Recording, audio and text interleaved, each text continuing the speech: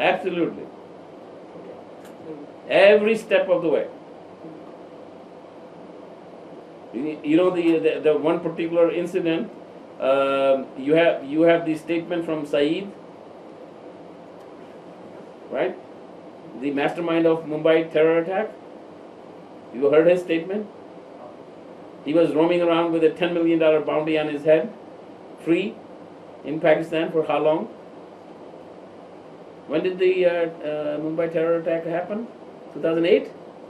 So he's been roaming around for a good 6-7 years, and so Trump comes into power and he says, "Oh my God," that's his statement, very directly attributed to Trump victory, that he's in jail. And another issue, which is also a little signal, which is Trump has dropped. Pakistan was getting foreign aid of $4 billion a year until we worked on cutting it down to 2 in 2012. It's been creeping up under Democrats again. It's been creeping up to like $2.5, $3 billion. Trump has already announced zero, no foreign aid.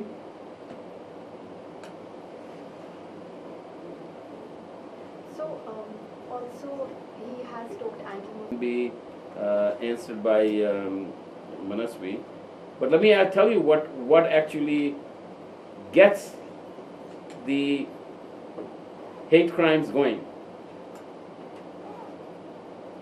And also, How many of how do you have watched? reassure the Muslims in How many of you have Mamgai watched the CNN program by Rezlan? No. Anybody?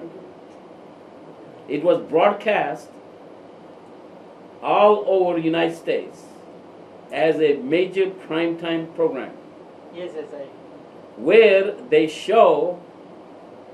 they like to have Americans believe that Hindus are cannibals.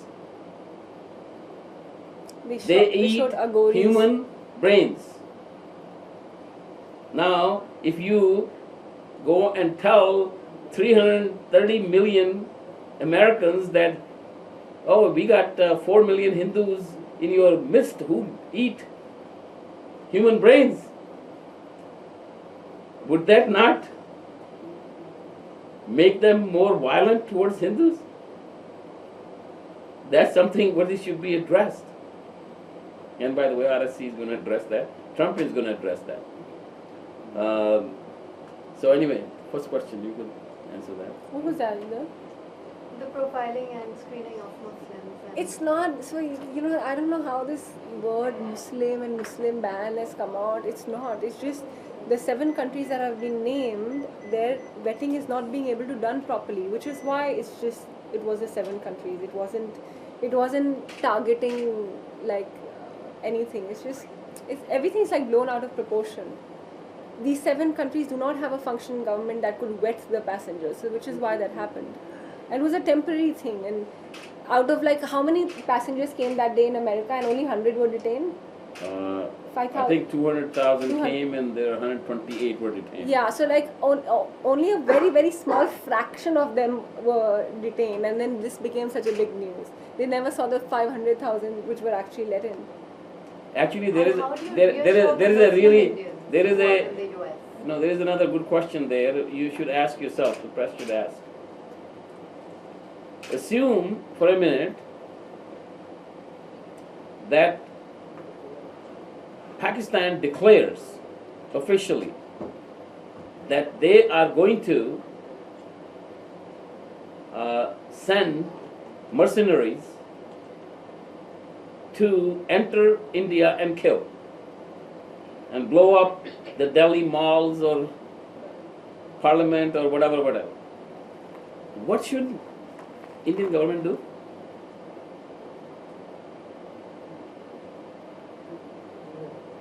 Should they exercise a lot of caution? In fact, I was just noticing in at the airport, this is the first time I noticed it, there is a section for Pakistan nationals. People who come from Pakistan, they go through a different line on immigration. Oh, then you'll say, why are you profiling Pakistanis? Why is that question not asked? Of course, the US and India have shared history and. The federal agencies, can you tell me for sure that the people who are entering the United States, that they're not terrorists? They're not coming here to blow up the malls. All the agencies combined, they said no, they can't. What are you going to do? If your agency says there's no way we can do it, because there are governments where we don't even know whether they have the authority or they can even issue proper passports. Somalia. How are you going to even verify that there is a proper passport? There is no functioning government. So the whole idea there was simply to do vetting, that to make sure that these people are not terrorists. That's all. I still don't have an answer. How are you reassuring? Because I've not interacted with politicians as much, I just always feel that they have a certain facade. They say something and they do something else. But here's a man who's doing exactly what he said. So before the campaign, he said, "I'm going to do this. I'm going to do this. He's doing exactly the same things." So for me, I think that is admirable. Because we're tired. The world, the younger generation, I think we're tired of people saying something and putting on the perfect picture and not delivering. That's why I admire our Prime Minister as well. He's a strong leader. He connects with people, and I see a lot of similarities between the both. Even when the elections were happening, the way the elections had happened at when Prime Minister was contesting, they were same. Media called him so many things. People called him so many things. But look where the country is going. We are progressing. Same way. Yeah. So even our campaign was called "Ab Ki Baar Trump Sarkar" based on the campaign here. So I see a lot of similarities, and I see strong leaders who are not putting up a front. They are who they are, and they're saying it like it is. That's what attracts me. शलभ जी, सोनल पीछे, चूंकि अब आपने कोई रणनीति बना रहा है, they're forcing them to be not two-faced. As simple as that. In fact, there are lots of arrests that have taken place now within Pakistan. See, Pakistan Prime Minister Nawaz Sharif, he doesn't like terrorists. That's my opinion. His hand is only forced. In fact, you'll be surprised,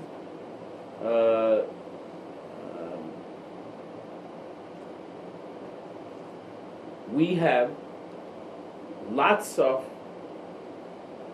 I'm from Punjab, so we connect with the Pakistani Punjabis fairly good. So we have lots of Pakistani Punjabis that work for our company.